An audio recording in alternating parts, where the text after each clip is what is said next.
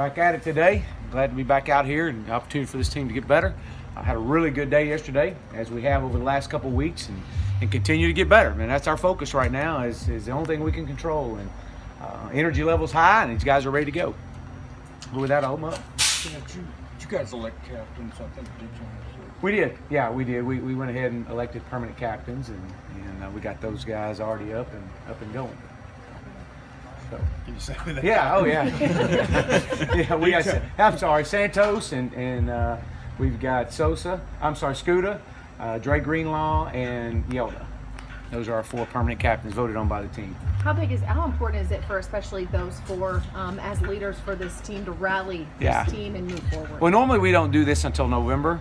But I thought, it's time. I wanted to see, and as I shared with each one of them yesterday, as we called them out in front of the team, that there's a lot of honors that they'll receive in their playing career and through the course of their life. But this is probably the most prestigious honor you could get, is be a captain of your team, and we'll make note of it. We'll have a wall in this building that we recognize all our team captains from this point forward.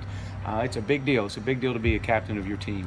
You went in halfback yesterday, and I think Yelta said you might be doing it today. Kind of the rationale that you did there. Yeah, well, we, leadership committee and I talked, and they, just some things that we could maybe take off their legs a little bit. I mean, all it is just taking the knee pads off of them. They still have their thigh pads in and hip pads in, and the course of practice doesn't change. We're not live, so it's thud to track is what we call it. And so I just thought, from a mental standpoint, it's the best thing for us right now. And if it was important to them, it was important to me. Coach, how'd you assess TJ Smith's level of play so far? I think he's gotten better every week, and I think last week was probably his best performance that he's had. And definitely helping us out with the depth and with the inside, which is what we need. Do you submit a tape to the conference office from plays of the previous game? That's pretty customary for everybody across the country, of different things that come up through the course of the game that you want to send off and get a response back from the officiating crew.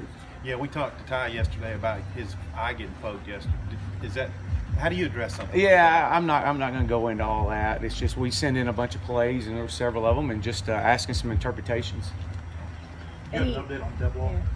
Yeah. Very doubtful. Yeah, doubtful this week. Monday you said you couldn't say what his injury was. Do you have more? Can you say what his injury is now? Concussion.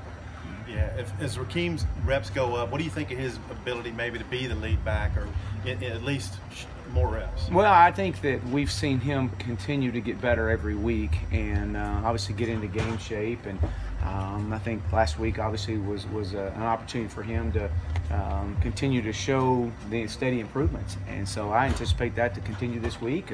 Obviously TJ Hammond's coming back is going to be a big benefit for us, and Chase Hayden being out there is also going to help us out. With him being at Texas A&M before, he's probably going to be very emotional and amped up for this. How do you balance that with him in terms of getting him not to try to do too much and more than he's supposed to? Well, I haven't seen him be too emotional since I've been around him, so I don't know how much his emotion can change. He's pretty steady in everything he does, and so I'm sure that there's a lot of his friends are still there, and there's a lot of extra incentives, but it's just like every other week. It'll be another game for him. Is there any emotion for you in playing A&M, kind of, because you attended school there? Is there anything there with that? No, not really. I mean, just an opportunity for this football team to get better and get back into an area. It's a heavy recruiting base for us in the Dallas area, and to bring this football team down there. We've got a huge alumni base. I know we're expecting a huge crowd, and so I'm excited to get this team down there and go give our best performance. Any changes with the personnel on special teams that you guys have mixed up this week that you think you might try on Saturday? Yeah, we have. We've made several personnel changes, and just kind of, again, just trying to create the depth that we need. But yes, we have been. Could you give an update on, I think, with Michael Petway, Davion Warren, and I think Noah Gatlin were in green yesterday. What's their status? They're back out today again. Of course, green just means you can practice, but just don't hit them. So that's what that is. Think they'll be available Saturday? I do, yes, absolutely. Yesterday, Deion Stewart talked about being able to build a little bit of consistency with Ty being the starter for the second week in a row. The biggest change have you seen with your wide receivers and your quarterback?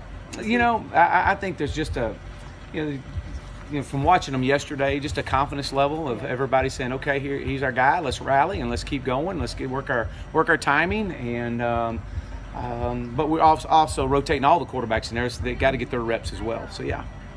Anything new you've learned about A&M from the last 2 days of studying? Well, I mean, just a really good football team, very sound, one of the best third down defenses in the country. And, I know Kellen Mond has been outstanding for him and continue to get better, watching his career as he grows. They got big physical receivers. Running back is elite. It'll definitely be a great football game. All right. All right, thank you. Coach, thank you. Thanks, Coach. Right.